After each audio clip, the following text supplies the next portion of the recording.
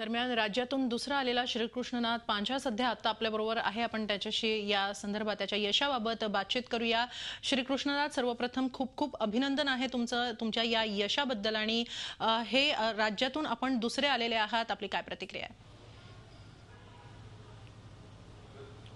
धन्यवाद.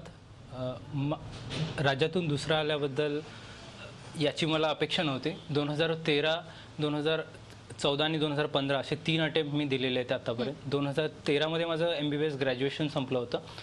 2015 मध्ये हा जो रँक आला याचं श्रेय मी आईवडिलांना, त्यानंतर शिक्षक वर्ग आणि मित्रवर्ग यांना देईल. तर मागच्या 2014 मध्ये मी इंटरव्ह्यूपर्यंत होतो, तर त्यामध्ये ज्या चुका झाल्या त्याची दुरुस्ती आणि त्यामध्ये सुधारणा करून मी हा रँक घेऊ शकलो असं मला वाटतं. श्रीकृष्णनाथ, या सगळ्या परीक्षेची आपण तयारी कशी केली?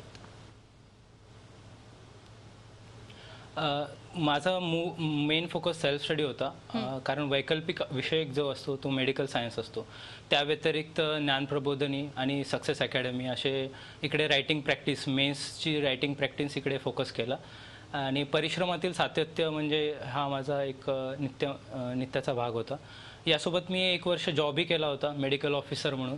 6 महिने जे हॉस्पिटल आणि 6 महिने सिव्हिल हॉस्पिटल अलिबाग इकडे जॉबही केला होता. त्यासोबत अभ्यास सांभाळण्याचा प्रयत्न मी केला. श्रीकृष्णनाथ, या यशानंतर आता तुमचं पुढचं उद्दिष्ट काय असणार आहे, ध्येय काय असणार आहे?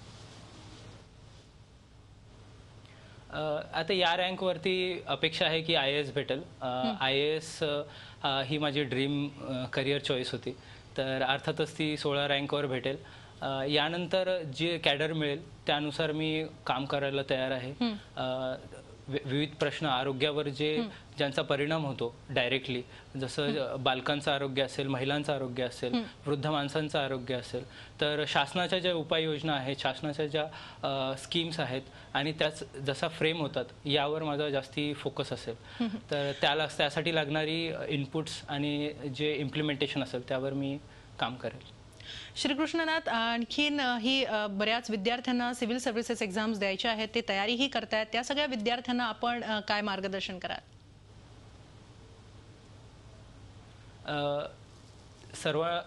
सर्वांना मी एक हा संदेश देईल की परिश्रमातील सातत्य आणि जरी यशाची जितकी पर्सेंटेज आपण म्हणू शकतो जरी कमी वाटत असेल तरी सातत्य ठेवणं.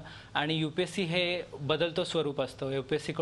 UPSC तुमच्याकडून बऱ्याचशा अपेक्षा ठेवते आणि त्या वेगवेगळ्या अपेक्षांना तुम्हाला वेगवेगळ्या स्टेपनुसार अडॅप्ट व्हायला लागतं. प्रिलिमिनरी एक्झामिनेशन, मेन्स एक्झामिनेशन आणि इंटरव्ह्यू अशा 3 स्टेप्स असतात.